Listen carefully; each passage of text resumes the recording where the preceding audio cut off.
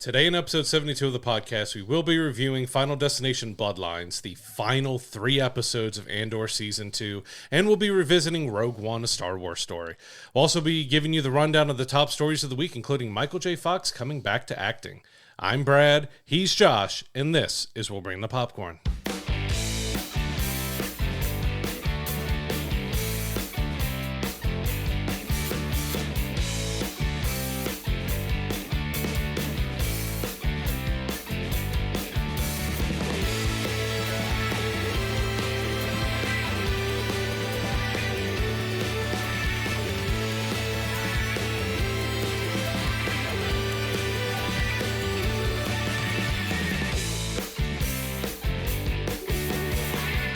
As always, before we get started with the news, please don't forget to give us a like and subscription on YouTube. Hit that notification bell so you're getting our episodes when they drop each and every Monday. If you're listening to us in the audio realm, please don't forget to give us a 5-star review. It really helps elevate the profile of the show.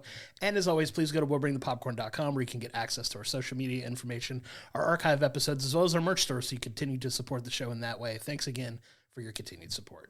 So to kick the news off this week, we've got word that Michael J. Fox is returning to acting, so he is joining Shrinking Season 3. So we've talked about it a lot. I finally got you to watch the show and everything, and you binge watched it, where you got Season 3 coming up. I have a feeling, and I think everyone has the same feeling, if you watch Season 2, if you know the show, Paul is dealing with Parkinson's, which is the same disease that Michael J. Fox is fighting in real life. So you figure that's got to be some sort of either support group or something where he runs into him, and it's actually going to be both of them dealing with Parkinson's and going like that. And I just thinking of the humor and the dark humor and stuff that they could do with that, and I think it's just going to be fantastic. But to see Michael J. Fox back acting on TV, and they don't have to try to ignore the very real disease that's attacking him, I think it's going to be really great. It makes so much sense for this to be the type of story that kind of brings him back into it, to kind of, not hide the fact that he's dealing with a very serious disease like Parkinson's is, but this is the perfect way to kind of get him back on screen, back into acting. I was so excited when they announced this because, Michael J. Fox has had so many iconic roles over the years, obviously Marty McFly among his most famous, but it's really cool to see him kind of dive back into the acting world with something like this on a show that is so smart and so brilliantly written and so funny, but has that serious warmth and depth to it. You can have some gut punches. Yeah, just an amazingly well-written show, and have him be a part of that cast is something I'm very excited to see. Yeah, I can't wait. I can already just hear banter between Harrison Ford and Michael J. Fox of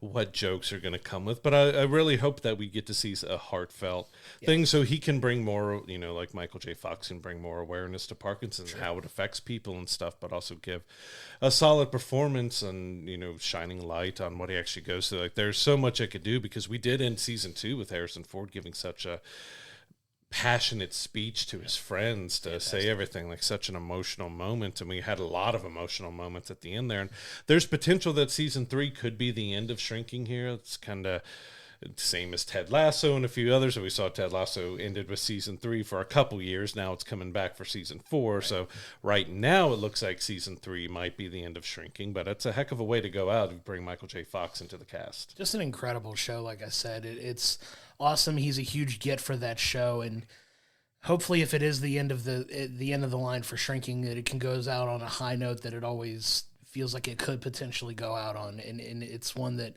I would be happy if it didn't stay beyond its welcome here, because it is such a smart, well-written show that, you don't want it to drag on for too long. Mm-hmm. But this one I feel could be a perfect story arc for 3 seasons, just to kind of wrap everything up. It feels like, there's some healing that's finally starting to happen with everybody here by the end of Season 2, that maybe they go on this healing journey for Season 3 and just kind of, end it on a really positive note. I think it'd be a great way for the show to end, honestly. Yeah, and you brought Brett Goldstein, who is a writer on the show, is also Roy Kent, and wrote on, Ted Lasso. You brought him in as a big emotional storyline in season 2, and we kind of ended that pretty emotionally as well. So there's going to be a lot of healing and building, as you mentioned, in season 3 because of his character and what he did and what he was feeling, and he was ready to end it all at the end of season 2. But you know, that changed. So there's a lot of emotional weight still left to kind of go through, but you, like you said, you do see a lot of that healing has started. So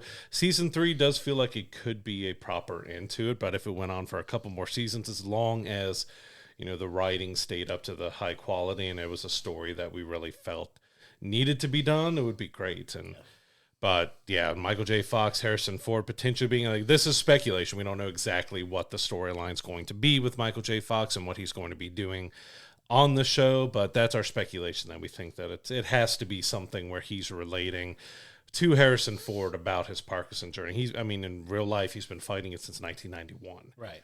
So, he's got plenty of experience to be able to talk about it and show. So it's going to be really interesting to see if they worked with him on the storyline and see exactly what they can do and fit him in and how it all works. Yeah, they've actively been working on shooting the season now, so it's just a matter of time before we really get that season out, and I just can't wait for that show to come back. It's been low-key one of my favorite pleasant surprise TV shows that I've gotten into over the past year, and it's one that I'm excited to see the conclusion of moving forward. Now I want to move this into another news story this week that kind of caught me by surprise and wondered, is it actually necessary? So one of my personal favorite, romantic comedy type films at the end of the 90s was 10 Things I Hate About You.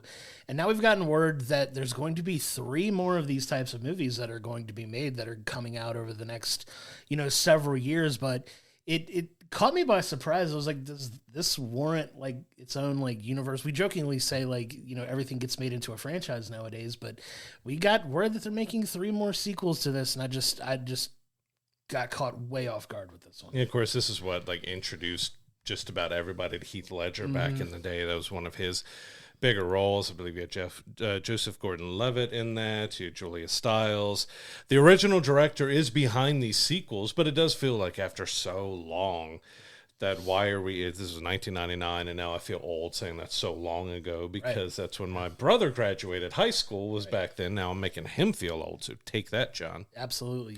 But yeah, so they did say in the very first sequel they're going to pay some sort of tribute to Heath Ledger in it, so it's going to have something in there. So we don't know exactly if Julia Stiles' character is coming back, who all's going to come back. He said, I'd love to work with any of them if I could get them back, but they're called 10 Things I Hate About Dating, 10 Things I Hate About Marriage, and 10 Things I Hate About Kids. That's a recipe for winning right there. So it's really interesting to see that they're revisiting after this much time, and they've already got 3 sequels planned. There's even a Broadway show for 10 Things I Hate About You that's being done by Carly Rae Jepsen and Leah Dunham.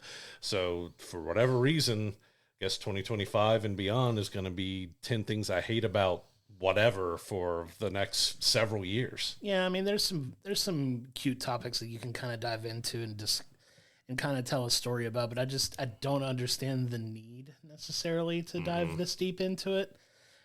But, hey, more power to them. Hopefully the scripts are good, the movies are good, and, we'll take it. I don't know how to feel about it, honestly, because it just feels like one of those, did we really need it? Is anybody really clamoring for this, more of this type thing? But who knows? And that's not taking anything away from the original, because I love 10 Things I Hate About You. It's a fantastic, romantic comedy that was very quintessential 90s, late 90s, early 2000s type romantic comedy. It's one of the top tier ones of that time, and just surprising that it's taken this long to come back to it. But the fact that we're not only getting a follow-up, we're getting 3 follow-ups is just something that I'm just, like I said, caught me completely off guard, and I don't know why we're diving this deep into it. But hey, if they've got a plan, let's play it out and let's see what happens. Because we really don't get those teen romance type of movies done anymore, not in the same way that they were in the 90s and early 2000s. So yeah, what exactly now brought this back to coming back around? And it'll be interesting to see how they pay tribute to Heath Ledger. If it's it's going to be to his character, but of course it's going to be to Heath. But yeah, it's going to be realistic. They can get some of the original cast back, and exactly how they move this forward, or it could be you get a little bit of the original cast back in the first one, and then you move on with the new cast for the next 2, seeing someone else's story. But yeah, it's after 26 years or so, did we really need to revisit a cult classic that most people, if you grew up in the 90s and 2000s, or if you're born in the 80s, grew up in the 90s and 2000s, this was one of your favorite films. This was a big film, guy or girl. You really enjoyed it. I really enjoyed it. It's a fun film, but yeah, do we need 3 sequels and a musical? Musical, I could see working Sure, okay. sure. I mean, I've seen musical adaptations of those like several years after they were made, and they work out just fine and they're good. Like that, that could be a lot of fun. But we'll see what the future of the movies holds, because we got 3 of them coming, so we'll see what happens with them. And another series that I think a lot of people have questioned if it's needed is a spinoff of The Office. So, of course, the American Office is a spinoff of the British Office. Now we've got yet another spinoff several years later. I mean, The Office has been off for several years, but it's still like a syndicated hit that I think Comedy Central airs every season like once a week, so it goes through over and over again. I admit I still watch reruns on there and stuff, but we finally got a date that the paper is going to be on Peacock in September. We got our first screenshot from it, which did show Oscar with his own cubicle, his own desk there, so it does look like he's fully integrated, because we weren't sure if that was going to be some sort of cameo or exactly how it was going to work, but he looks like he's a main part of the cast from that picture.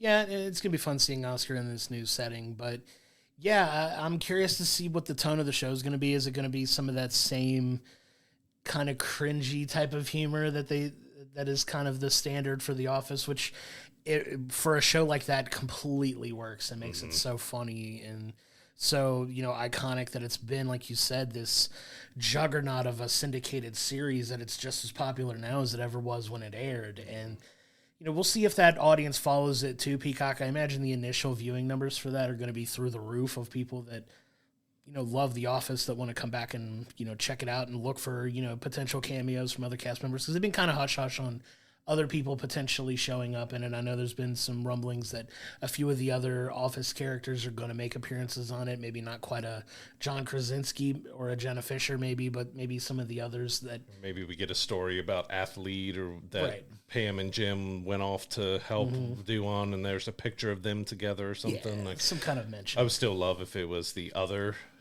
John, if it was the other Jim instead of John Krasinski. What other Jim? That was Jim. Oh, yeah, there's totally Jim. Thank you for not seeing Race. Yeah, but we'll see if that plays a part in anything for it. But yeah, I imagine there's going to be a lot of eyeballs on it, and I'm glad that it's coming in September. Something to look forward to for sure. I love The Office as well, and it'll be interesting to see how that plays up to people's expectations for what this new series could be. It's going to be hard to replicate the popularity of it, obviously, and it's rare that follow-ons like that do, but there's potential there for something good, so we'll definitely look forward to giving it a shot when it comes out. Yeah, so we have to see, are they trying to recreate a Michael character are they trying to recreate a Jim and Pam? Are they trying to do something new and different?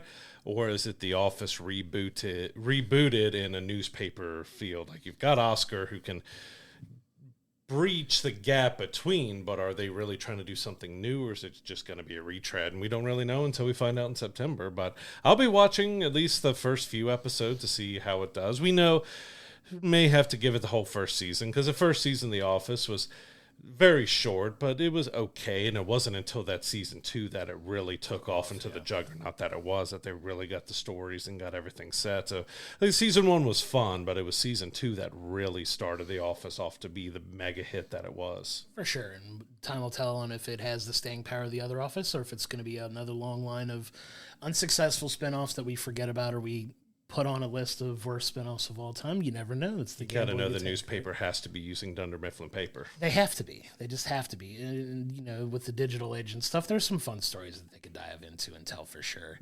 One of the most anticipated movies, though, moving on, of 2025 coming up is Wicked for Good, the follow-up to the wildly successful Wicked Part 1. You go back and look in our archives and see our review of that. We just absolutely love that film. I'm so excited, and one of my most anticipated movies for sure this year, coming out in November. But to kind of bridge the gap between now and when that comes out is going to be a live musical special that NBC announced. It's going to have Ariana Grande and Cynthia Erivo in it. I'm so excited for that. It's going to take place before the release of Wicked for Good, but it's also going to feature some music from the movie to kind of get people hyped and excited about the film. But I'm so beyond excited for that, because both of those two incredible vocal talents, and I'm excited to see what they do for that special. Yeah, they also said on June 4th they're going to be re-releasing Wicked into theaters with the first trailer for Wicked for Good. So that's your first place that you're going to be able to see the Wicked for Good trailers in front of Wicked being released back in June. But yeah, I'm looking forward to see how that is, exactly what they're doing with this live musical special. If it's just a standard, like they're just going to be performing songs, or are they doing like skits or scenes, like exactly what they're doing. They just announced it's a live musical special. I assume we're going to get a couple of the bigger hits, or at least one of the bigger hits from the second half of Wicked that we'll get in there. But yeah, they got to build on this hype. Like, it was one of the biggest movies of last year. You've got your re-release happening. You've got this live musical special. They're going to make sure that everyone is ready to head into that movie once it releases later this year. Brilliant marketing on their part. Like, this is an incredible way to showcase the talent of your two main stars. Two incredible vocalists. I mean, Cynthia Erivo's getting more opportunities now for things. I'm excited for that. They just announced that she's doing kind of a one-off residency in London in February of next year, doing a live musical version of Dracula, which is going to be exciting and interesting too. There's also some rumblings that maybe she potentially could be one of the people in talks to play Storm in the MCU. I've heard that rumbling thrown around a little bit. I haven't watched it yet, but she's in the second season of Poker Face as well. Absolutely. She's kind of showing up everywhere, and I love it. Phenomenally talented actress and singer. So excited for what could be for Wicked here coming up, and it's going to be really fun to check out that musical special when it drops. Yeah, for those video game fans, we've kind of been waiting for a long time for Gears of War to be made into something, that whether it be a series or a film, and it looks like we're finally getting some movement on that. So David Leitch, who did The Fall Guy, Bullet Train, and Deadpool 2, is going to be directing the live-action Gears of War film for Netflix. We still don't know a cast. We know for years Dave Bautista has been petitioning to become Marcus Phoenix, be the lead character in that film. They even put out a skin of him as Marcus in Gears 5.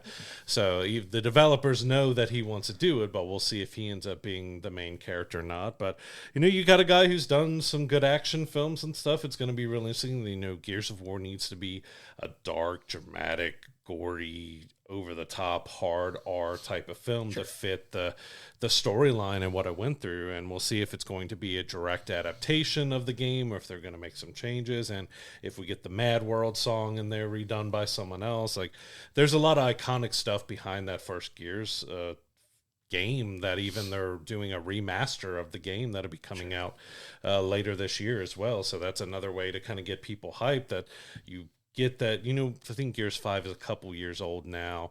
You get the first one remastered, maybe 6 months to a year before the movie comes out, build a little more interest back up into that franchise. Yeah, I mean, it's an iconic gaming series. I can't imagine them trying to cast anyone other than Dave Bautista to play that starring role. He's been lobbying for it forever.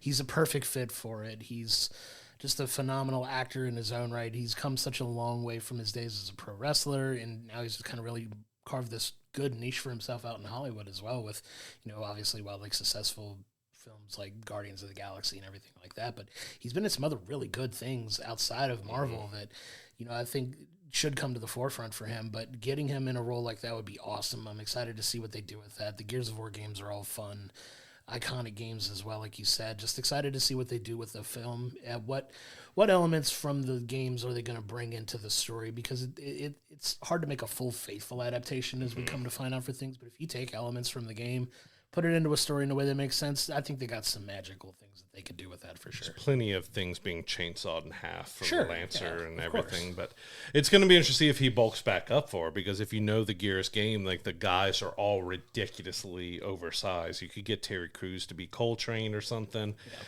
fun like that, but they're really big, and Dave has kind of slimmed down, which is good for him, for his health and for everything else, to not have to try to maintain that big body. But that's kind of what Gears is known for, is that big, huge, oversized arms and bodies. Like, they have full metal, big suits, but they have their arms fully out and everything. So it's going to be really interesting. They could work around it by giving them sleeves or something else. But I think a lot of fans are going to be looking for those big, macho, over the top. And I would love to see John DiMaggio get some sort of cameo in there. He was the voice of Marcus. He's also the voice of Bender and so many other things. Like, it was a great voice role for him. I'd love to see if he would get some sort of cameo in the the Netflix series, even if it's a random guy who gets killed off on the side or something, or another soldier that just meets his doom. But it would be nice to give those voice actors who have voiced those roles for such a long time get some sort of cameo and love in the film. Sure, get some kind of love and appreciation for the dedication they've had to their roles over the years. But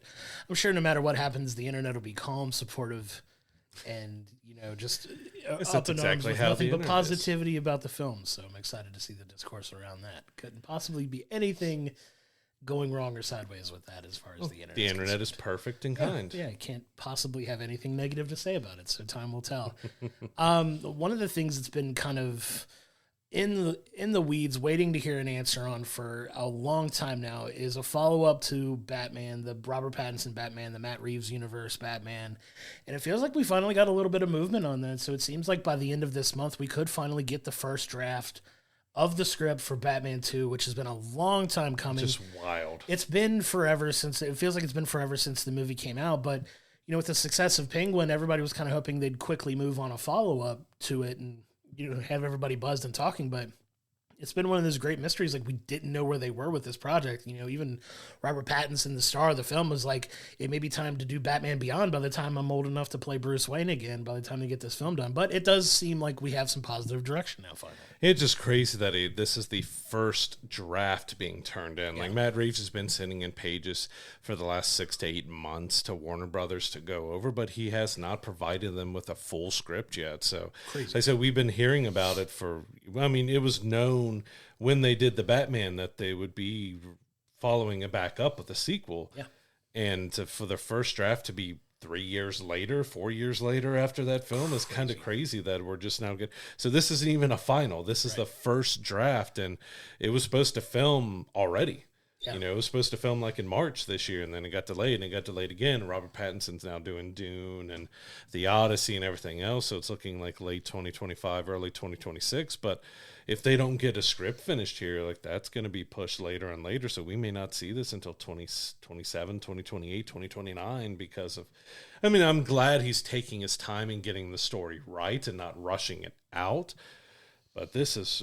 crazy how long it's been taking just to get the first draft out. It kind of reminds me of the time gap, and this is going to kind of jump back about 20 years ago or so, which is insane to think about just because of how iconic the films are, but to the previous Batman trilogy. Like, you had Christopher Nolan's Batman, where you had, Batman Begins and The Dark Knight were relatively close in time as far as when they came out between the two. And then you had that 6-year gap between Dark Knight and Dark Knight Rises, where you kind of had to play into Bruce being older, Bruce being a recluse for such a long time that, he had physical limitations, and they kind of played it into a very real, type story that could have been kind of an art imitating life kind of thing. And you wonder where they're going to take that with Robert Pattinson being such a large gap in time between these two. Like, you do fortunately get a younger version of Bruce Wayne in, this Batman movie, but he's going to be very much a mature, like, how far into being Batman now is he going to be with this follow-up? So it's going to be interesting to see where the script takes it and moves it forward, because, these actors are 6 years older than they were when they made these movies. It's going to be interesting to see how that all plays out, what kind of story they're going to tell. I'm glad that we're finally getting some kind of positive movement on this, because it feels like we've been in the dark for a while, but it seems like he's at least been working on it. So I'm glad that it's moving a little further, even if it's still a ways away from them even starting to be done and ready to shoot a film at this point. And with The Final Reckoning coming out next week, I've been revisiting the Mission Impossible movies, and those had some large gaps that I didn't realize. Like, there was 6-7 years between some of those films, like 4, 5, 6 years. Some pretty large gaps that I didn't like. It felt like those have just been coming out every 2 to 3 years max, but it started in 1996. The 8th film was about to come out here in 2025, so there's been quite a gap in between to get it that far. But yeah, just when I think about the Batman taking so long, but there is some stuff. Look at how long it's been since Endgame to where we're getting Avengers Doomsday. It's been quite a few years now to get that done. And you're going to have even Ironheart that we're finally getting in June. We got the first trailer for. That was done back in COVID. Yeah. And we're just now getting it 5 years later. Yeah, it's insane to see some of the gaps of time that some of these things have between when they're coming out and when they're, following up on it. It's insane. Like, it's a lot, but hopefully it's worth the wait. That's what I'll say. So our last news story this week, we're going to talk about the Hunger Games, Sunrise of the Reaping. So this is another prequel that's telling of Hamish's time in the Hunger Games. And we got a lot of casting that came out. So it's kind of funny, and everybody was reporting on it the same way, that Ralph Fiennes has joined the cast as President Snow. So now we have him as President Snow and Voldemort. So he's played two big villains in book lore and history. Like, those are two pretty big popular. I mean, Harry Potter much popular than the Hunger Games, but the Hunger Games is a very popular series. Right, yeah. And so he gets to play the villain in both. Of course, we lost Donald Sutherland a few years ago and stuff, so they've got to figure out how to keep, Snow. We had a much younger Snow in the first prequel, so now we're getting into the more middle-aged Snow. I'm guessing that we're going with Hamish and stuff. So it's going to be really interesting to see how he does as President Snow in there. But we also got Maya Hawke has joined the cast as well. She's going to be Wiress, so it's another character that we know from the original Hunger Games. We also got Lily Taylor as Mags, Ben Wang from Karate Kid Legends and The Long Walk. He's joining as Wyatt, so we've got quite a lot of cast being filled out for this film. Yeah, good to get Maya Hawke, who's coming off of it's going to be a very successful finish for Stranger Things when it finally comes out. For the love of God, Netflix, give us that show. That's another one. It started 8-9 years ago, and now we're getting the 5th and final season. I love it though. I'm so ready for that to come out. That's a side note. But yeah, this is exciting. We get another Hunger Games story. Hamish is obviously one of the iconic characters from the trilogy that everybody loved, played brilliantly by Woody Harrelson, and now we're getting kind of a dive into his backstory because, as you know from the games, he was a winner of the Hunger Games from District 12, and just a very popular character here, so you kind of get to dive into his story a little bit. There's going to be some fun stuff that you can do with that, but pretty solid casting as far as I could tell with that. Ray Fiennes is a phenomenal actor too, to get him on board with that.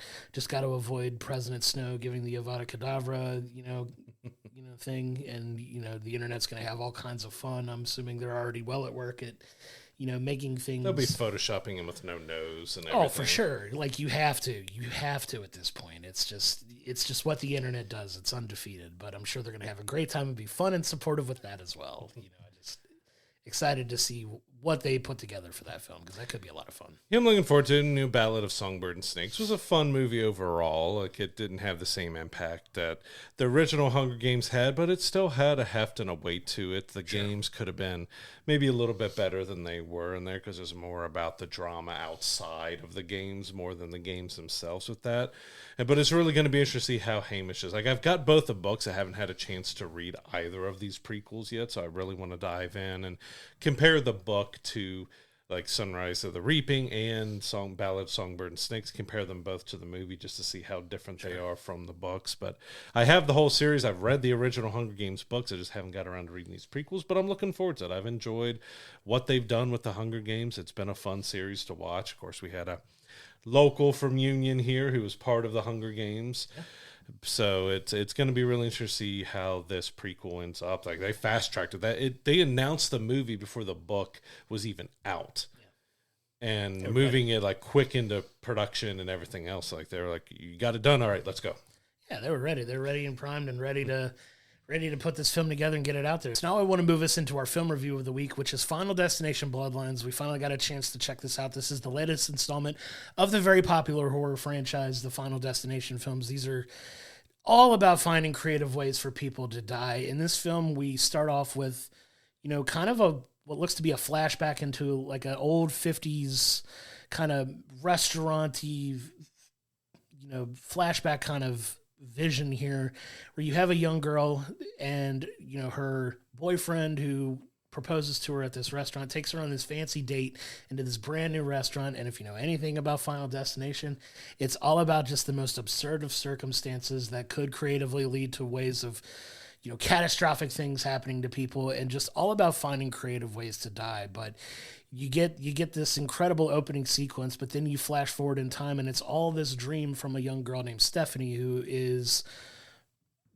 having this recurring nightmare that's kind of causing her to suffer in school. Bright, intelligent girl, but these nightmares are causing her to potentially flunk out of school. So she goes home and starts looking for answers of who this person that she's seeing in her dreams are, and it kind of lets the movie jump off from there.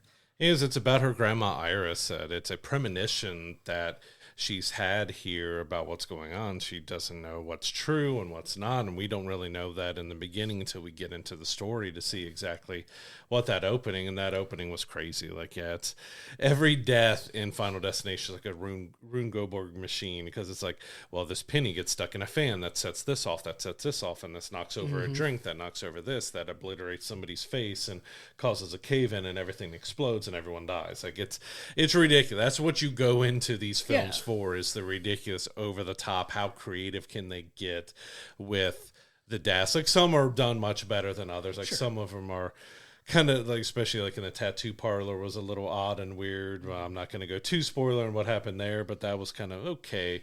Then they got a proper one later on, but yeah, it was wild and crazy. Like, it has a solid enough story for a horror film. Like, it's the story is there to just set up the deaths. Yeah. That's what it's there for, because we find out, Stephanie finally reaches out to her grandma, who tells her all this stuff, gives her a book explaining everything to her of how she's cheated death for the last 20, 30 years, or even more than that. I guess she's been hiding out for 20, 30 years, but it was before her life before that. But it was fun.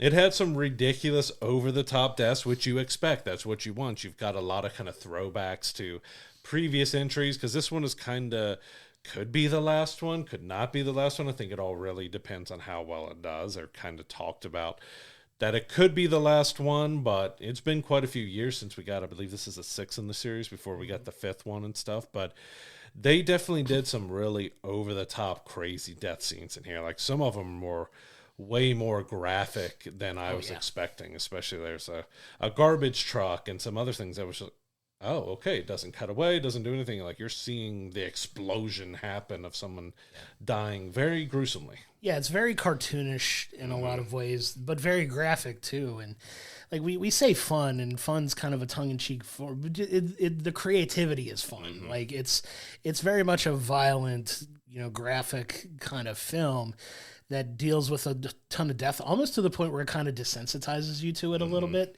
And I think that's kind of what they're going for with these films, but still leaving open very real and very fear-inducing possibilities of how you could potentially die in some of these scenes. Like, I remember us walking out of it, and I don't want to spoil the scene for anybody, but I was very much walking out of I'm never going to get an MRI again in my life. But, with the we're also walking out with Shout. Right. Yeah. And you want to, the old song Shout has been ingrained in my brain. And that's why we say fun, because people are dying and they're playing Shout. Yeah, they try to add a little bit of levity to it to kind of take the edge off of it, which I appreciate. But yeah, just a ton of creative different ways that they kill people in this. And it does kind of lead you to believe that it could potentially be the final version of it, because it feels like everything kind of gets buttoned up at the end. But you go back to kind of just some of the cartoonish, over-the-top ways they use blood in this, like, very obviously thick is the word I would use to describe a lot of the blood. It just felt like a lot of thick blood. Especially like one crazy. that went over Stephanie's face was just like... Yeah, just very intense and very, like... Carrie.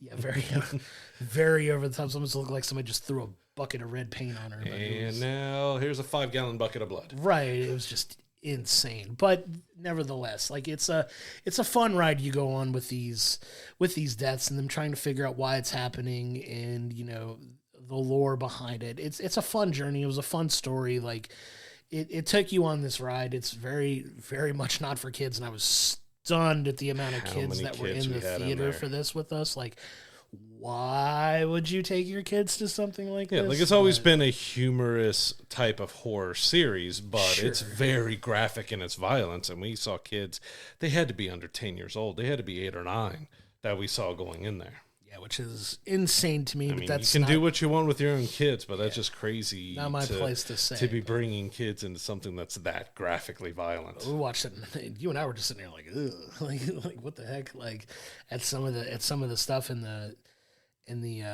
movie. But yeah, man, it's I've seen all of these Final Destination films. I would rank it right up there with the best of them that they've had so far. It's very smart, very creative.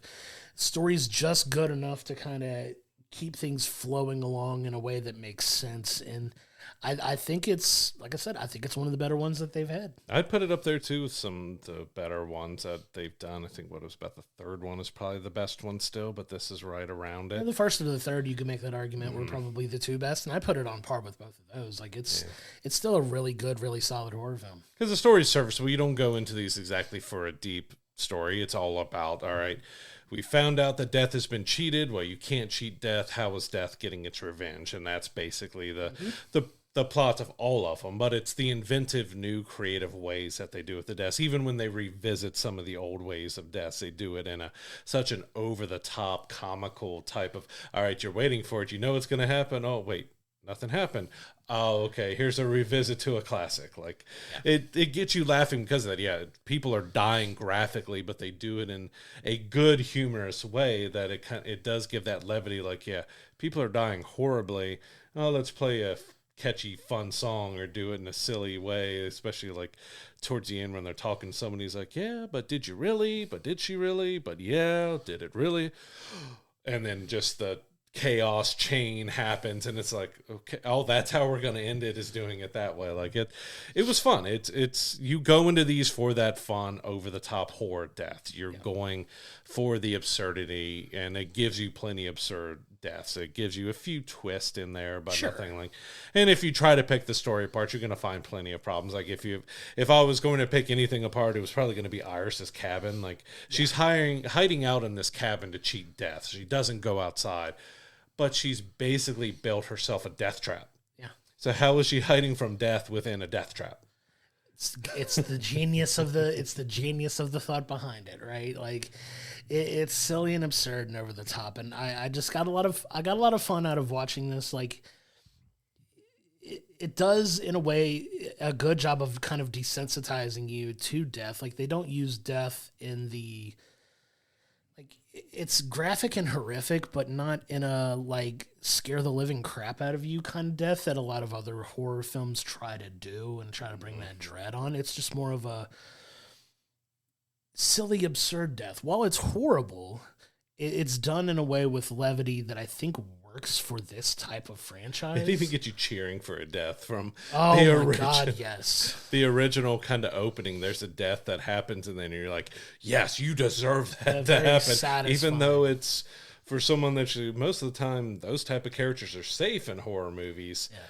Not in this one, because you're a little jerk and you deserved it. Very, very graphic, but it elicited a cheer in the theater, which made me laugh just hysterically for a few minutes. But it was like, yeah, you got what's coming to you, you little jerk. But it's a ton of fun, man. I just got a lot of enjoyment out of this. This is one that you don't need to take too seriously, but you can kind of just go and have a good time. It's very creative the way they, build a lot of the death into this movie, that it's like, okay, I never would have thought of this, that, and this. I love kind of its own meta take on itself, especially with the one specific death with the garbage truck, where it was like, oh, like, how are you seeing this? Oh, it could have been done because of this, led to this, led to this, led to this, led to this. And you're like, come on, man, there's no way that it could possibly do that. And then all of a sudden it's like, bam, bam, bam, bam, bam, bam, done. And it's just like, oh, okay, so funny. She called her shot. Yeah, meta, very meta of itself, which I appreciate, like, when it's done right. And in that case, it was very much done right. And do have to bring up, this is one of Tony Todd's final performances. He was in the first two, along with the fifth one, so he's been part of the franchise for a little while now. And you could definitely see that he had been battling his cancer and everything for there. And there's a nice touching moment that it was the character kind of saying goodbye, but that was Tony saying goodbye. Like, you could see the emotion and the heart and everything in his face, that he was basically saying goodbye to everybody in this movie, like in real life. Like, he was saying goodbye. And I believe it was his last credited role. It was heavy. Too. Like, there's a few more that I found on his IMDb page that I guess still haven't come out. Page that haven't come out yet. So, but I don't know if it was the last one he filmed. Yeah. Because everything, he could have filmed this one last, but still have like 10 movies coming out that were done a long time ago. But you could definitely see that he was sick, that he was close to the end there, and it was a really touching kind of goodbye that he got to give to the character. But like I said, it was a goodbye to us, to the fans, to everybody who enjoyed watching him over the years, and Candyman and everything, all the horror that he's done, plus the voiceover work and everything else. Like, it was a nice little kind of touching goodbye in the middle of this crazy over the top. Because, I mean, he's saying goodbye and you've got a cadaver in the back that's completely ripped open and everything else. So it's that, again, like you've got kind of a touching moment, but then also, we're in a crazy over the top horror film. But you get a little bit of resolution as to who he's been for this story the entire time too, which is a cool nod and ode to Tony Todd, obviously. And it was a really nice send off and kind of a heartfelt moment. You could just kind of feel, the energy shift a little bit when he shows up in the film, and it's just like, oh man, we know this is it for him. Like, this is kind of his goodbye. And from what I understand, he got to write that speech.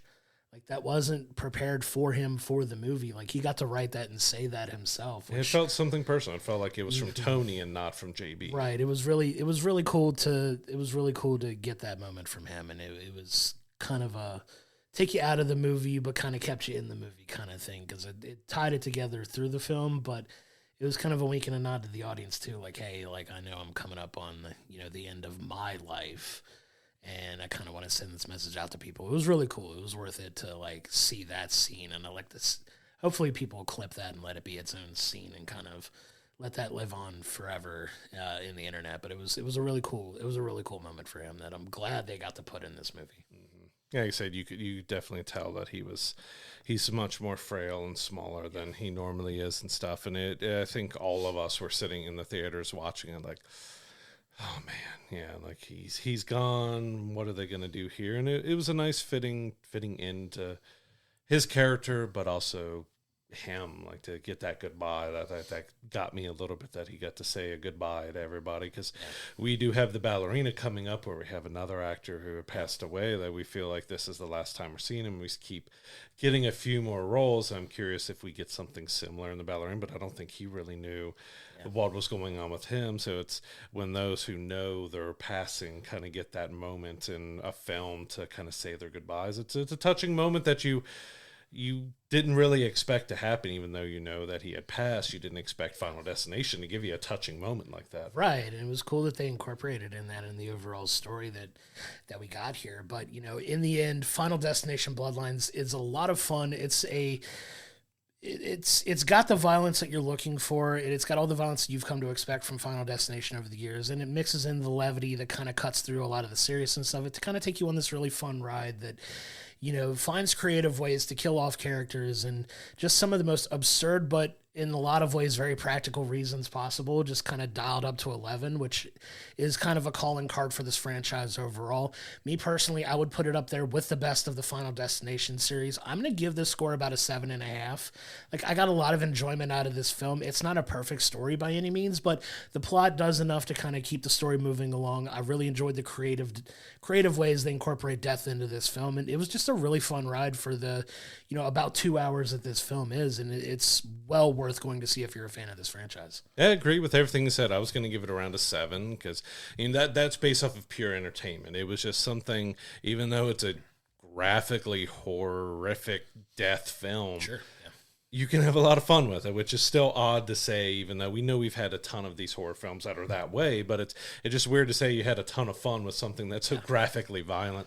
And it also gives kind of a great, as we mentioned, tribute to Tony Todd and allowing him to say a goodbye to everybody from his character to himself.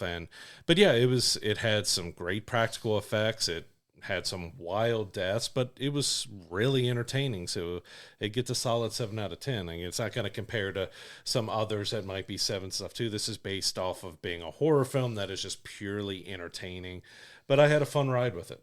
Yeah, it was really worth the investment. If you love the Final Destination films, you're gonna love this one as well. I wouldn't see why you wouldn't enjoy this one. Like, this one was just we keep saying fun, but it's a fun ride. Like, this isn't real death, people. Like, this is just death incorporated into a movie, but if you're a fan of these, you'll love this one. Like I said, it put it right up there with all of the others. It's a lot of fun.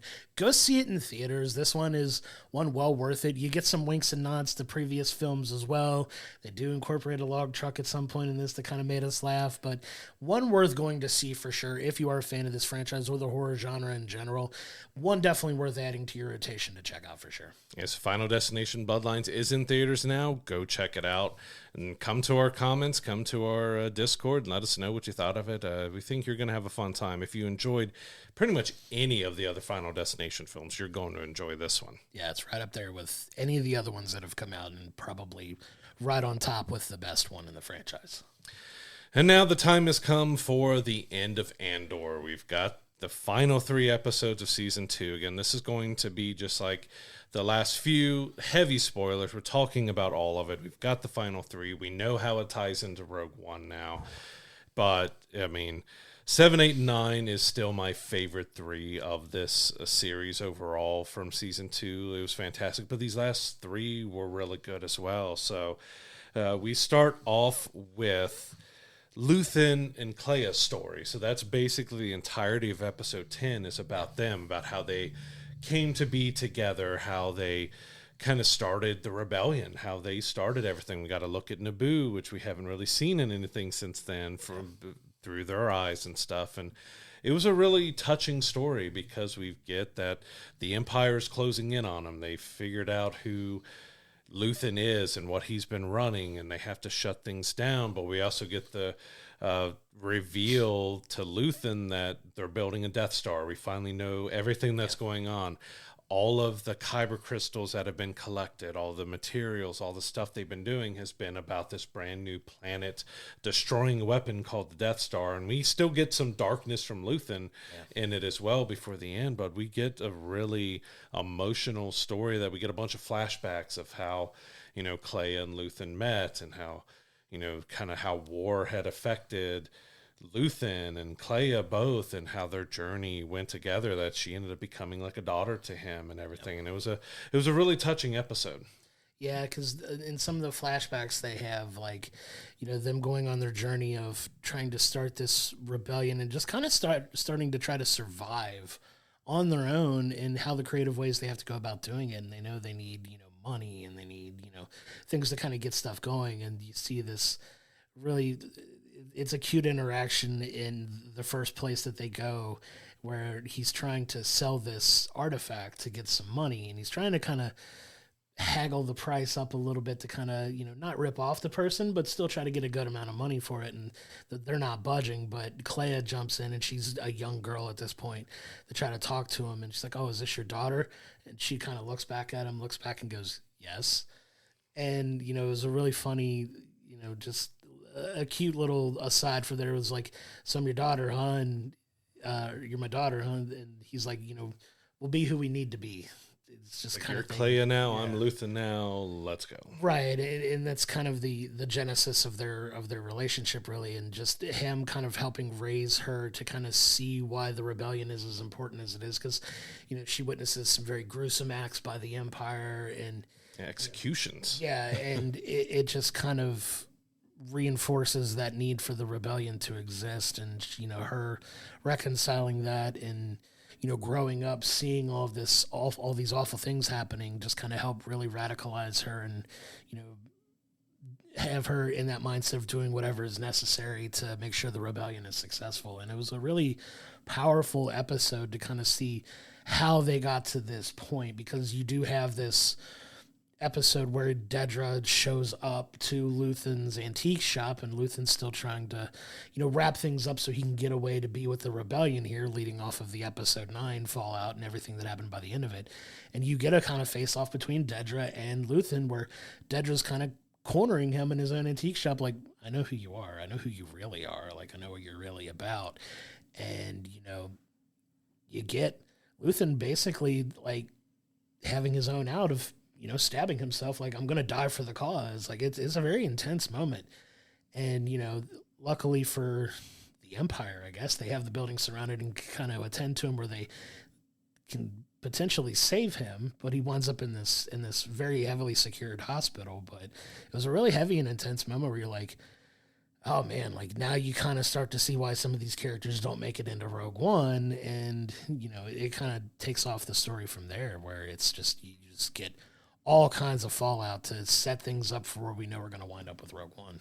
Yeah, talking about some of the flashbacks, I mentioned that we get to see a flashback on Naboo where Luthen and Clea are sitting at a table, and they see a military convoy on a bridge, and Clea's like, "Why aren't we doing something? Why aren't we destroying them? Why aren't we attacking them?" And Luthen's giving her a lesson on patience and observation and knowing what's going on and what to do and when to move and when not to move. Like he's training her, he's setting her up and stuff. And we finally see the explosion and she's like, oh, and Luthen's like, yep, this is what I'm talking about. Like you do see that even though he's training her for rebellion and death and killing and everything else, that he's still got that kind of father, like we got to do things right, we got to do it strategically, and he's setting that up in her. And I got to give it up for Elizabeth, who played Clea. This was her first acting job. She finished drama school and immediately got Andor, and her role was actually supposed to be smaller, and after she did her performances, they realized how good she was, so they expanded the role, and it was perfect because we got a really dramatic scenes from Clea here. She's having those flashbacks and she's upset because, you know, Luthen is hurt and dying, and she knows what kind of has to happen, that she has to see her dad die. Like, he can't be captured. He cannot be held by the Empire. He knows too much. He's too important for them to do stuff. So she sets out on her own to attack the hospital, and she, you know, Really cool. breaks in and stealing scrubs and everything, and she's hiding from cameras, and she's making her way through, and even taking an old grandma alien in a wheelchair through, and a kind of a little bit of levity because the grandma's like, huh? Like the whole time.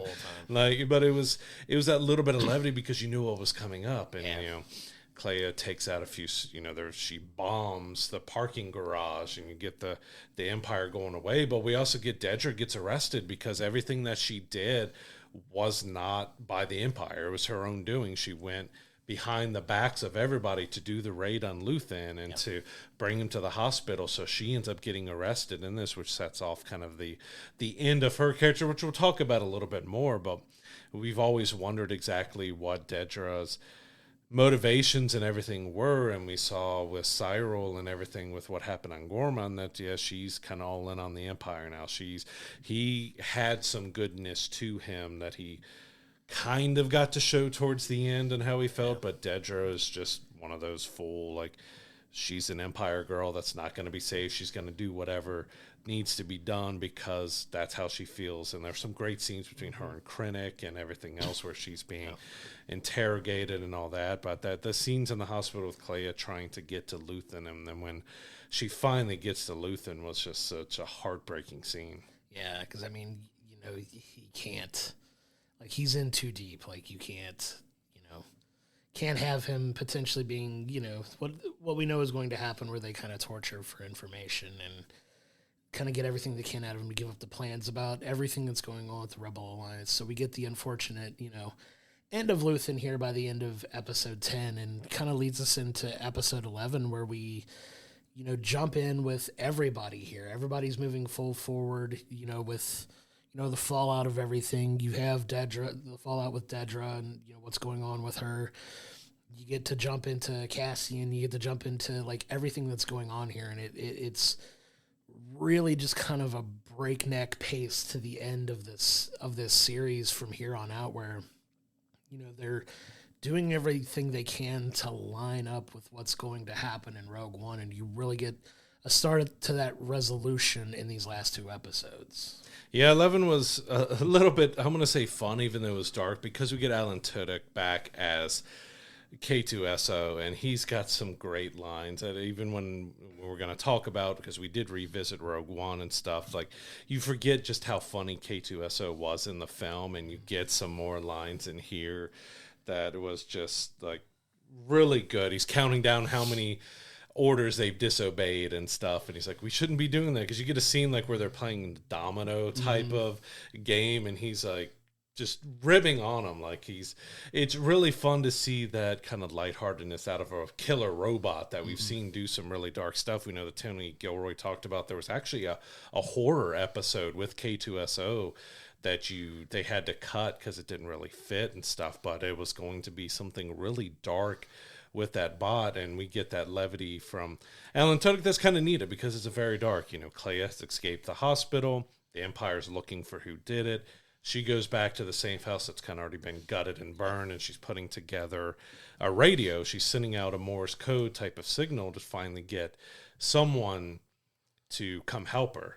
And Cassian, Wilmon's the one who receives that. They're trying to figure out this is a stress call, like we need to go. But we have, the senators. We have Mon Mothma, who's now fully Mon Mothma. We got the haircut. We got the outfit. We've got her back looking as she does in Rogue One, which I cannot give enough. She didn't have as much to do in these last few episodes, but Genevieve O'Reilly was just unbelievable as Mon Mothma from all of her appearances before, because she voiced the character, I believe, was in Rebels. Mm-hmm.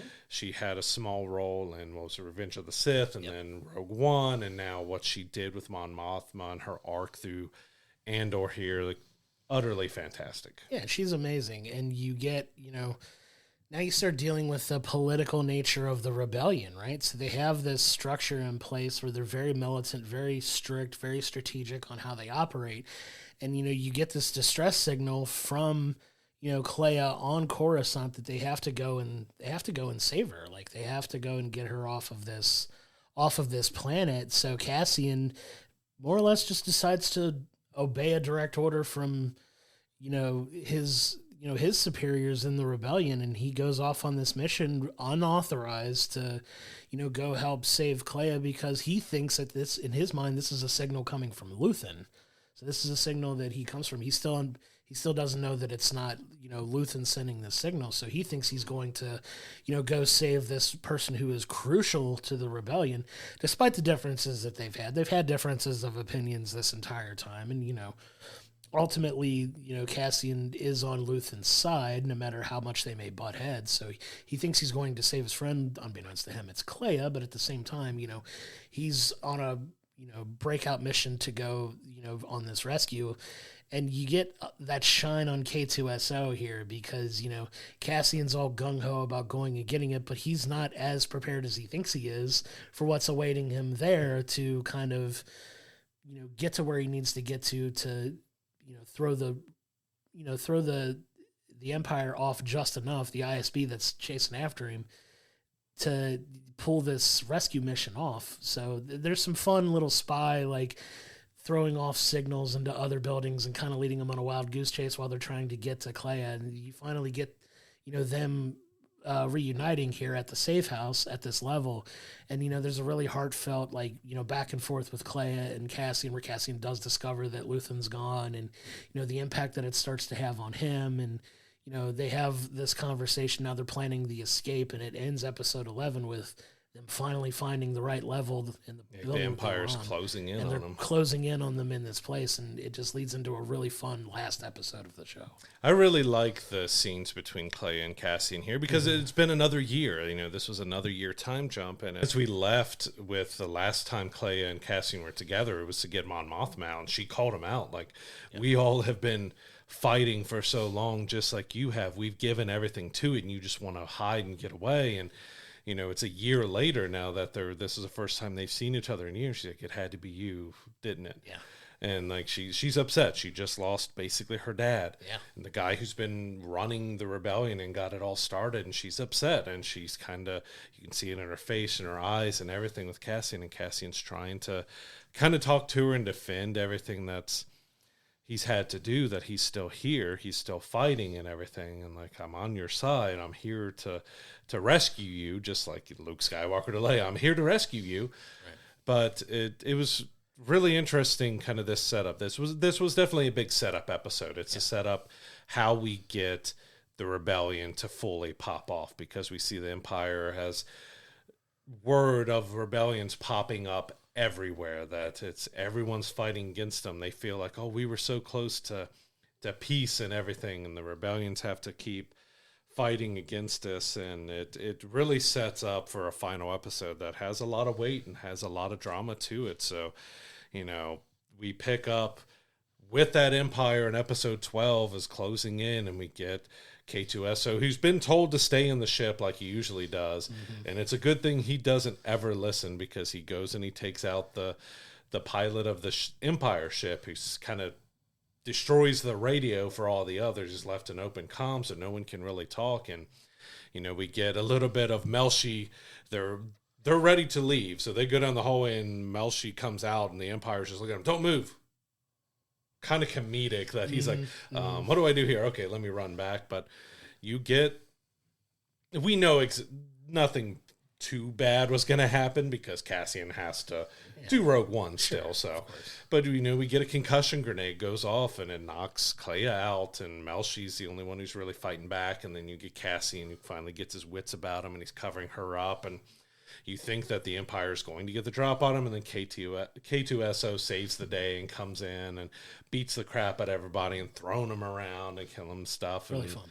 Just it was a fun sequence because just having Alan Tudyk voice K2SO, even if it's something serious, it just sounds funny with him. It does, and it's so funny because you get that deadpan humor from the robot, like, good thing I didn't stay in the truck kind of thing. Like, just kind of cutting through some of the seriousness of what happens. But now you're, with those guys taken out and they can get back to their ship, now it's a mad race back to Yavin where, Clea is very much afraid that, with the butting of heads that Luthen and Mon Mothma and everybody else has had, is she going to be accepted on Yavin? Because Yavin was kind of this... They disagreed on the importance of Yavin, you can tell. And, with her being connected to Luthen, she's like, am I going to be accepted here? Are they going to, Am I going to be a prisoner? Like, what's going to happen when we arrive on this planet? And Cassian's like, you got to trust me. You got to trust me. You got to tell him what you know. Because Clea's the one that has all the information about the Death Star here. Like, she's the one that can give this important information to the rebellion to kind of...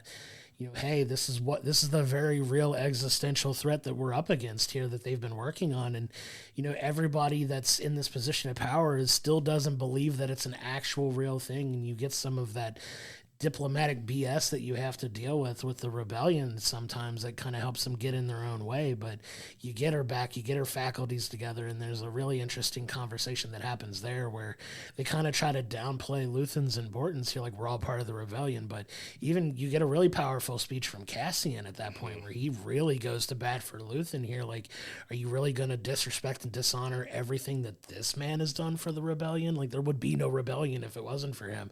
It was probably one of his better moments in this entire series was this speech that he gives here at the end, because it's really powerful stuff where he's going too bad for a person that, even though he didn't see eye to eye with at all times, understood how important he was at the end to this cause. And it's like, you're not going to disrespect everything that he sacrificed here by just blatantly ignoring this last bit of information he's trying to get to you, because it's a very real thing.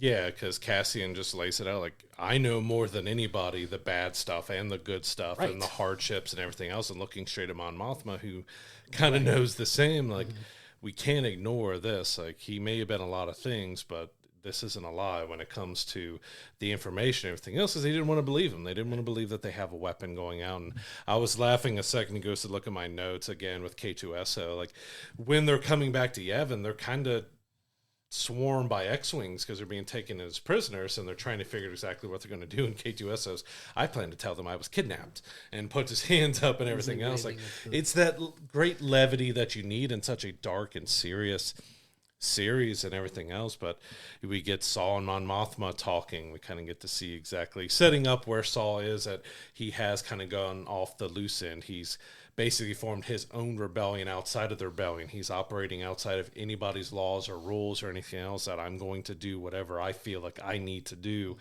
to stop the Empire. And he's uncontrollable, and it just sets up perfectly exactly where he is in Rogue One. But it was a lot of fun in this episode, but I say fun because there's a lot of darkness and heartfelt stuff that we get to see exactly where everybody is. Again, it was fun to see Mon Mothma being Mon Mothma, the rebel leader. Like, when we last left her, she was scared and frightened, and she's, was going to be brought by the rebel group to, come to Yavin and stuff. And we hadn't really seen her since then. I mean, now we get to see the new Mon Mothma and stuff, and we get some not flashbacks, but we get some flash arounds to different things towards the end of the episode here as kind of Cassian is going. So I'm jumping a little bit ahead, but we get to see what happens to a lot of characters here. But, Cassian finally gets them to kind of believe what's been said and what's going on, and that something needs to be done about it. But we also get the setup for Rogue One that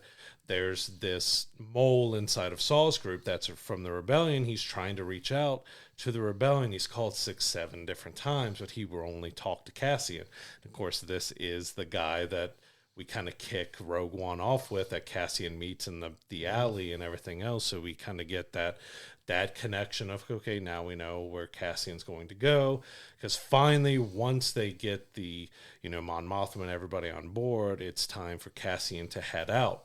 It's time for him to go meet this mole to see exactly what's going on, because they know the information now, and this guy seems to know some information about the Death Star and everything else too, so they've got to kind of figure out exactly what they need to do with this mole and get the information out of him. Good old Galen Erso himself, which they do such a good job of landing the plane here and like literally setting up everything that you can seamlessly jump into Rogue One from here with everything. So you understand that Saw Gerrera is on the planet of Jeddah, which is very important in Rogue One. Obviously, that's where you find Saw Gerrera there. You have, everybody kind of scattering off to, go to the places they need to go for this. And you kind of hope here at the end to have some resolution on some loose threads that are kind of left dangling. Obviously, if you've been following this show from the beginning, you want to know what happens to Bix. Unfortunately, you know that we don't see Bix in Rogue One. So you're like, what kind of fate does Bix have? And you get, I'm going to jump to the very, very end. And this very last scene, which was so incredible, and I love that it ended on such a positive note. It's the very last scene of the series. Yeah, the very last scene of the episode, the last scene in the entire series. You get a really cool cutaway to this remote planet that's just, you could just tell is just way off in its own little It's the one that space. they were on, when It's the the one that rebellions they were were on, on. when Cassian rescued Bix and Wilmon before. Correct. So she goes back to that planet, and you get this close-up of Bix, and Bix is with child, and it's Cassian's kid, and you get that comfort of knowing that they're safe and they're kind of out of the way and they're out of harm's way, and it's just such a really positive thing. And one thing that is just kind of just a really quick point on that planet too. You get Charlie the droid, who this entire time you wanted him. It's kind of a bit of a somber kind of send-off for him, because all he's wanted this entire time was to be reunited with Cassian, and now unfortunately we know with the events that play with Rogue One that you don't know if they ever got to reunite or they got to do that, and you just kind of wonder what the resolution for him was. But ending it on this positive note that all he wanted was Bix to be safe and them to have this simple, quiet life together, and to know that she's on this planet and safe with Cassian's kid was just really such a heartwarming, powerful end to this series. It's like, okay, there's at least some potential good that's going to come out of this, because we know what happens with Rogue One, obviously, but such a really powerful, ending scene to this series. And it's just like, all right, in all this darkness, there's still a little bit of hope ahead for the future. You get Bix just giving the slightest of smiles while she's holding, we assume, a son and the baby there, and you get the slightest of smile, and that's it. And it's like, wow. Yeah. I do want to jump back just for a moment, because we do get a few things wrapped up with the Empire. So we get Partagaz, who is the kind of the main Empire lieutenant or admiral, or I forget exactly what his designation was and stuff, but he was the one who kind of led up everything on Gorman and was working with Dedra and everything. And it gets to a scene where he's listening to the audio of all these rebellions and everything else that have been happening, and you get someone else that comes in and said he's expected for a meeting, that he needs to go, and he asks, I just need a moment to collect my thoughts. And he sits down in an empty room, and you see the other lieutenant, or whatever his designation was, go out with the stormtroopers, and he waits with his back to the door, because he kind of knows what collecting my thoughts is going to be. And we see Partagaz pull out a blaster pistol and put it on the desk, and we cut back out into the hallway, and we hear the shot, and we see him hold up his hand to tell the troopers no. It was such a powerful scene, because he knew what was going to happen. He knew Partagaz's kind of time was up, and that what he was going to do, and he stopped the troopers from going in, because we know what happened there. And we also get to look at Dedra, who's now in the prison of that Cassian was in. That basically we get to see her. And that's kind of the last of we see of Dedra. We don't really get any other things, but she's now a prisoner of the Empire. She's in the jump chute. She's in that cell that we saw so much in the first season and stuff. So we got the resolution that she gave everything to the Empire, and, well, this is what it cost you. What did it cost you? everything. Yeah, it was a really powerful way to end this. But like I said, they did such a good job of landing the plane here that lined up everything perfectly in a sense that, you could seamlessly jump into Rogue One. And that's kind of what you and I decided to do. We were like conscious of the fact that we at bare minimum wanted to watch episode 12 and Rogue One kind of back to back, and that's what we decided to do. And I gotta say, man, like going back and watching it now, having known all of what happened with Andor and moved it up, kind of gave me a new appreciation for the film and everything that it did, and it ties together so well because you jump right into Rogue One, and this film came out in 2016, so this film's almost 10 years old at this point, and it's been out for quite a while, and it is a very seamless transition into the film. Like, you can go right in to watching Rogue One after watching the end of Andor, and it just makes perfect sense from a storyline perspective. Like, you jump right in and you get them going to find Gale and Erso, and just the jumping off of that and all the events that happened in Rogue One, and it was a pretty cool transition to make, and I'm glad we decided to watch it that way. Yeah, I think the biggest thing that you got from kind of jumping straight in afterwards is you get that appreciation of what the rebellion has gone through to this point, of what they've sacrificed, what Cassian has been through, what he's fighting for, and what he's doing. Because there was always a question when you watch Rogue One, like, why did he kill the informant, like the mole, so quickly? And then you get that there was orders, but there was also like they're trying to keep that information about the Death Star kept really tight, and he was potentially going to be taken because he couldn't climb, he couldn't get out. They were cornered, and Cassian knew that unfortunately his life had to be taken because it couldn't risk the Empire knowing what they knew about the Death Star and before they could get the plans and stuff. And man, I'm going to go ahead and jump to it because it's what weighs on my mind is that ending with Bix and seeing her with the baby and smiling on the planet. And then you go to the final scene of Rogue One with Cassian. We've got him and Jen on the beach. They've just sent the message out. The plans are to the rebellion. You've got Leia taken off and everything else, and you get Jen and Cassian hugging, and you get his eyes opening when the blast happens, but just his death. Watching his death scene now after you know that Bix is alive and that he has a child, and it just hits that emotional weight of you just... He's been fighting, as he said in the film, since he was 6 years old. He's known nothing but fighting, and all he desperately wanted was a quiet life with Bix. He wanted to leave it all behind, leave with Bix and go, but Bix has made that decision that, hey, you are going to play a big importance to this rebellion. I cannot stand in the middle of it, and she leaves.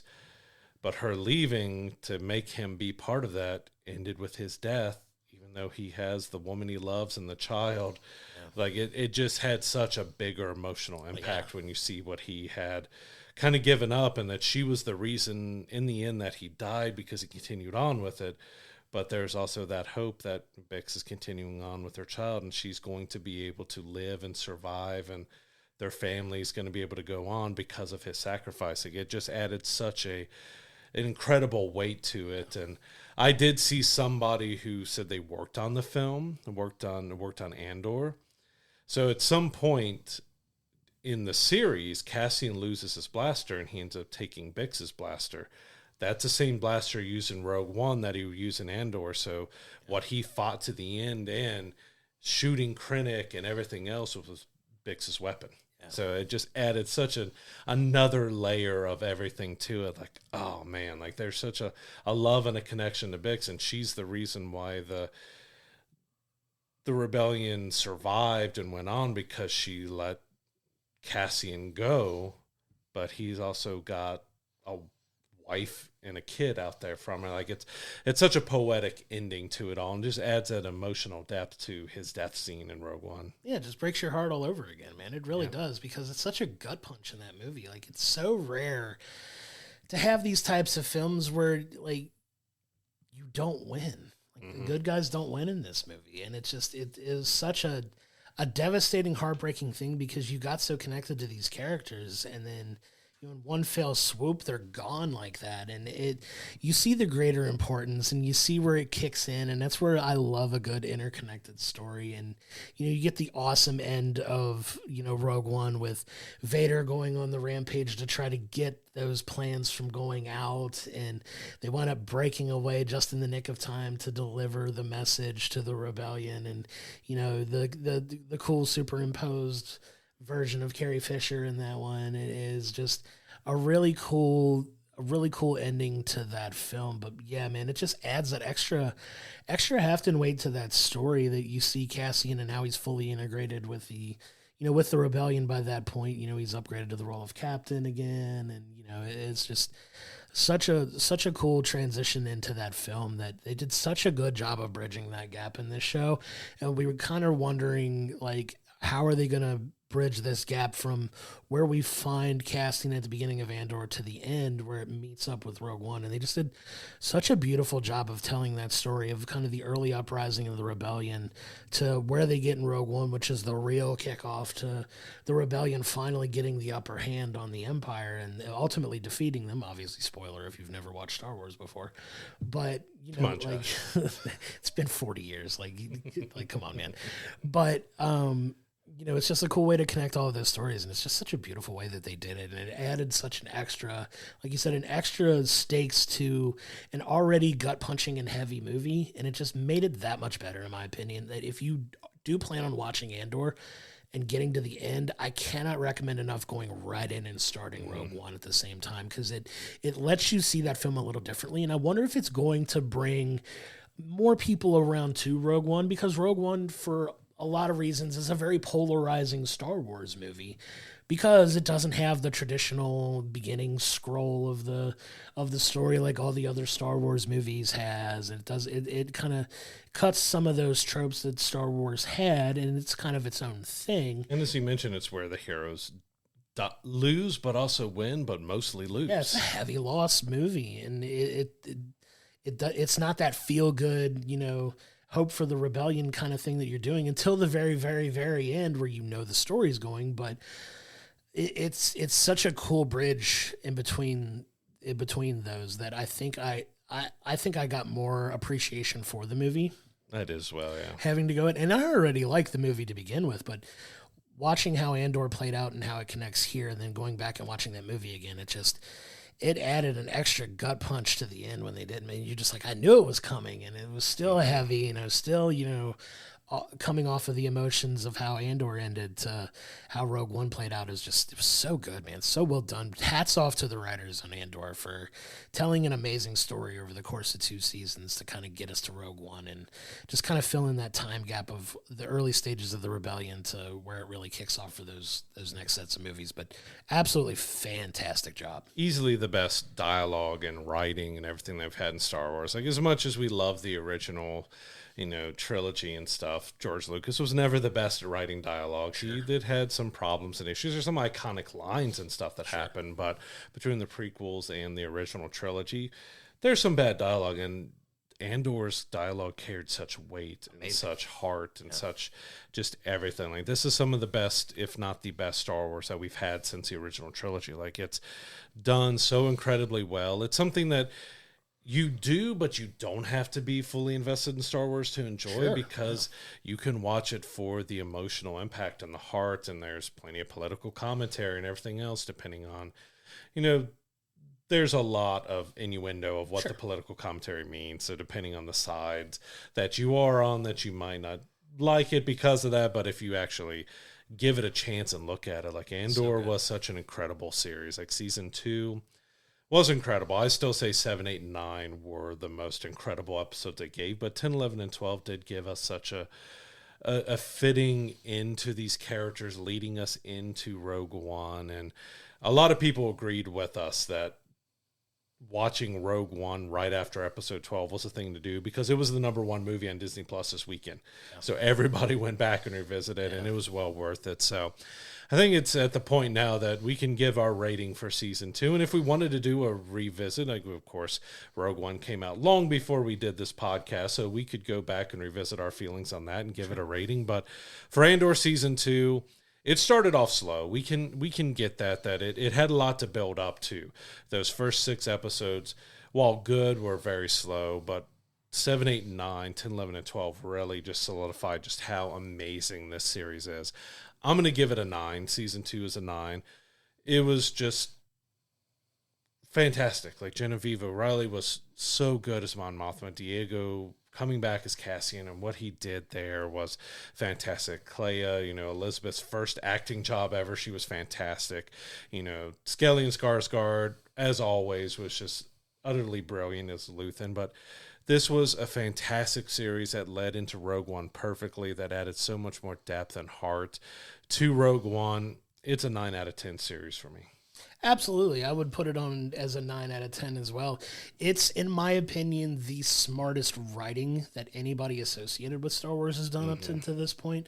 And I'm willing to stand on business on that. Like, it is such a brilliantly written show. The dialogue, the emotional depth, the heaviness, has a little bit of levity with some humor in it when it's needed. But for the most part, it's a very heavy stakes emotional story that's just written so incredibly well. The pacing of it, while a little problematic at the beginning of season 2, I don't agree that it took 6 episodes to really get there for me, but I would agree with the first 3, especially being more of the building and then really pushing forward beyond that. But it's really a fantastically written story, just an incredible show, well worth your time.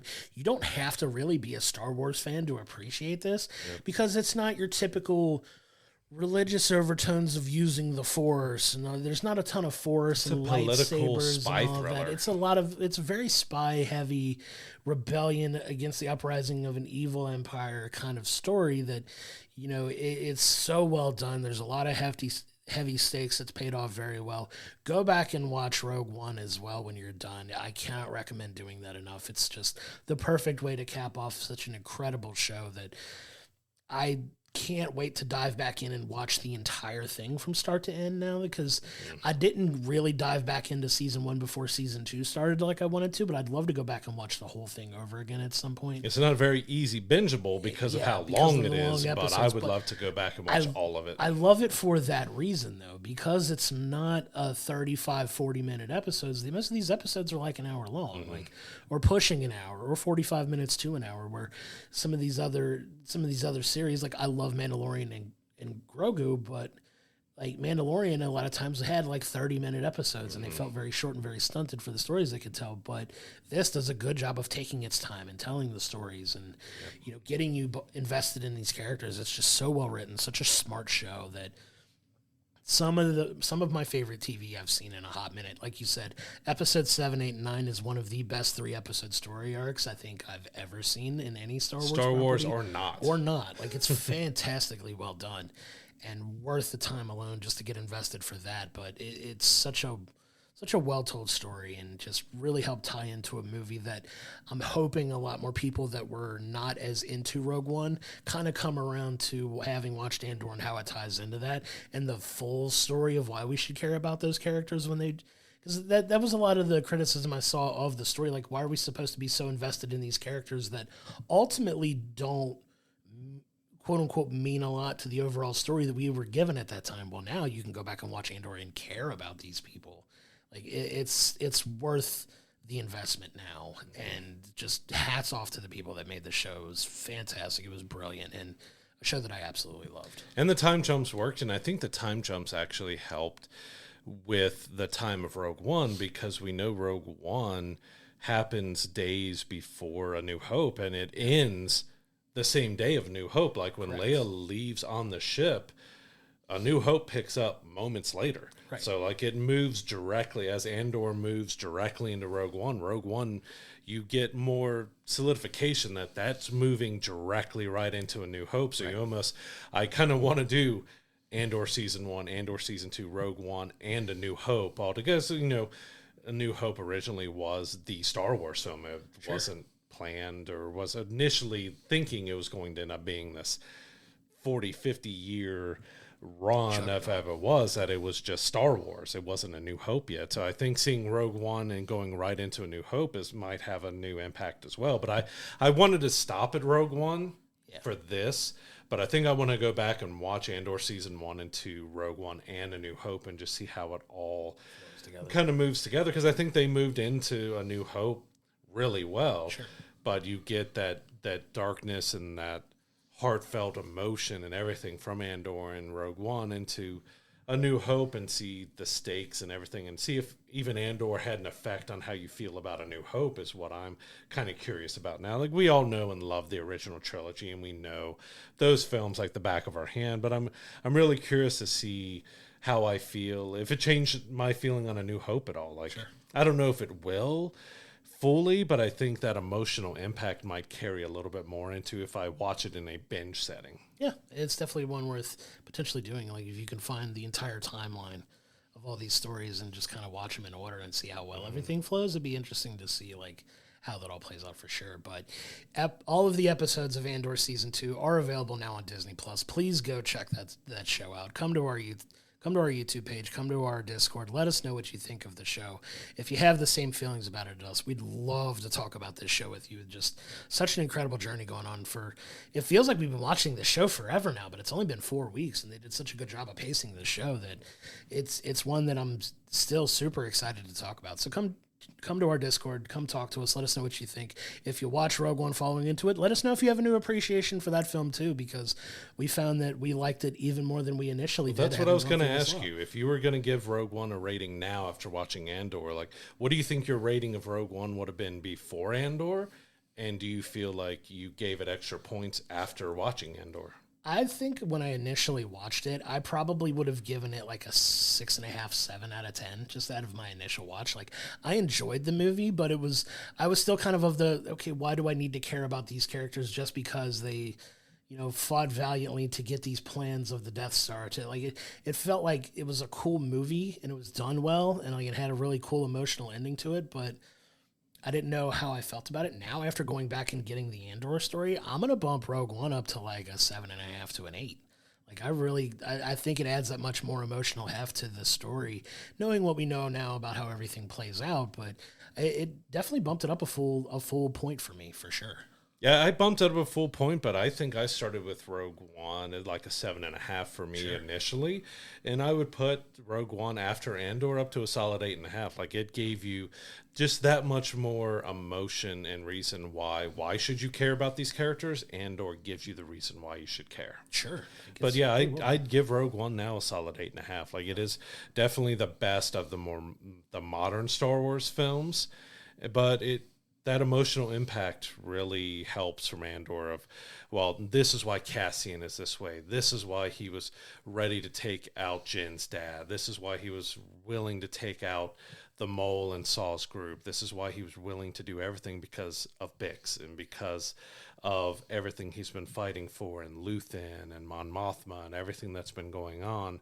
This is why Cassian, this is why the Rebels, this is why everyone was willing to do what they were willing to do, and it gave such a bigger emotional impact. So yeah, it's worth a full point upgrade for me to bring it to like an 8.5 now. I love that. It's beautiful. It is so well done. And like we said, go check out Andor Season 2.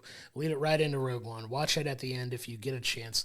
If you're going to watch the last 3 episodes, if you're going to watch it in the batches in which it came out, watch 10 and 11 together, and then watch 12 and Rogue One. Absolutely. If you want to break it out and pace it that way.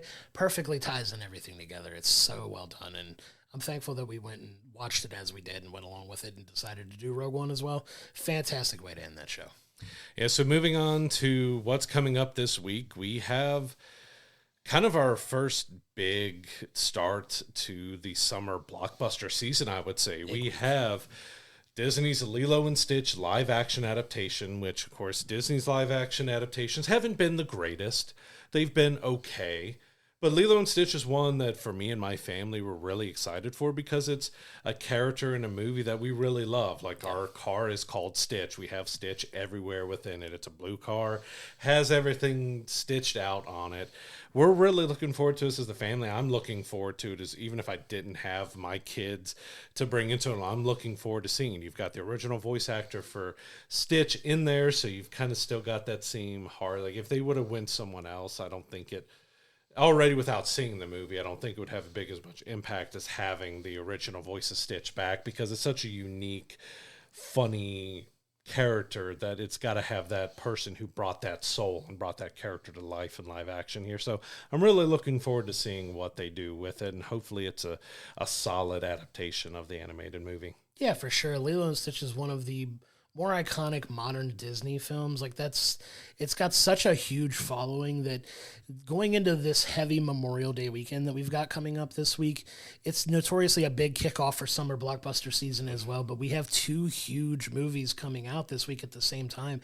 And it's going to be interesting to see the different dynamics and audience. Obviously, the next one that you're going to talk about is skewing towards an older audience for sure. But this one, it's a huge family popular film. It's going to do gangbusters at the box office. It's going to make a ton of money. Lilo and Stitch is a really, really fantastic animated film that I'm excited to see the live action take on, because it's gonna get a lot of eyeballs, and I hope it does the animated feature justice. There's a lot of people that are indifferent on the Disney live action stuff, and this may be one of the last live action adaptations that Disney does for a while, especially with everything that happened with, the Snow White film and all the controversy around it. Like, this may be one of the last chances they get to get it right, but I'm hoping the story is done well enough that people walk away really loving this film, and one that I'm excited to check out too. Yeah, and as you alluded to, we also have Mission Impossible: The Final Reckoning. This is the 8th and potential final film. Like, originally this was Dead Reckoning Part 2. Correct. But sometime after the first part came out, they changed that to be Dead Reckoning, and now this one's going to be The Final Reckoning. They kind of split it. Instead of being a Part 1 and Part 2, they're two separate. I mean, the movie's almost 3 hours long. Yeah. So it's going to be really interesting to see. This series started in 1996. Of course, it was based off of the 60s, 70s Mission Impossible show that kind of started it all.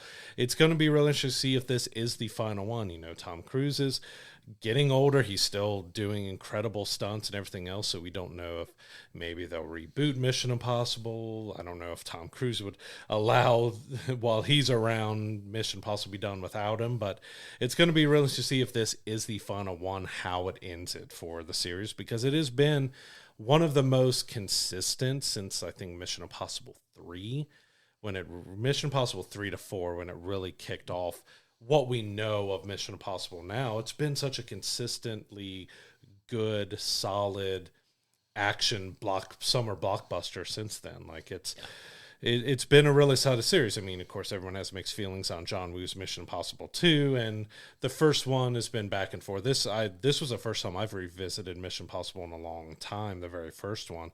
It definitely has a different feel than all the others, and it was really 3 and 4 that really kicked off the Mission Impossible that we know now. But it's since 1996 till now, we have the 8th and potential final one. I'm really looking forward to checking this one out in theaters. It's one of those almost guarantee bankable type of action franchises. Like, every single one of these is put out have done really well commercially at the box office. This is one that I anticipate also doing incredibly well.